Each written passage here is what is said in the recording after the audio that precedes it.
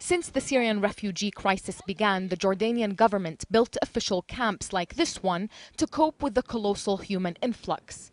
But it also wanted to avoid these informal tented settlements set up by the refugees themselves. Here in Al-Mafraq, hundreds of families have left the nearby Al-Za'atari camp to live on privately owned land. Atiyah Al-Shihan says he's poor and prefers to live in a tent among people from his hometown in Syria to living among strangers in Al-Za'atari. I don't have $300 to rent a flat. I'm not even getting $70 a month to spend on food. It's better to live in a tent than face a landlord who wants his money. Many of these Syrian refugees belong to the same Arab tribes as the Jordanians who live here. It's a deeply ingrained Bedouin tradition to help and protect your relatives. That's what this Jordanian man is doing. I've given them my own land to build their tents. I've built bathrooms and a shower for them, and I make sure assistance that comes here is distributed.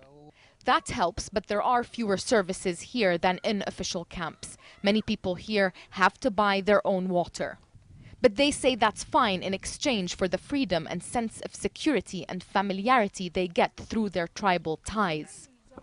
Most refugees who have left a Za'atari camp to live in nearby tents say returning isn't an option. That's because refugees from the province of Dar'a make up the majority there, and these refugees from Homs say they do not feel comfortable as the minority in the camp. Surya Al-Khaldi, a Bedouin from Homs, says she is used to a nomadic lifestyle and cannot be restricted to a fenced camp. There are differences between us and those who live in refugee camps. They're farmers and we're Bedouins. We can't live together. We can only live with our own people. These tented settlements have been springing up all over Jordan. The government has so far been tolerant, but there are limits and some people can be evicted.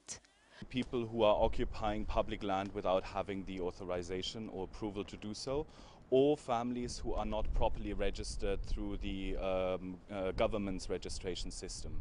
And in those cases, the government has declared that it will take action.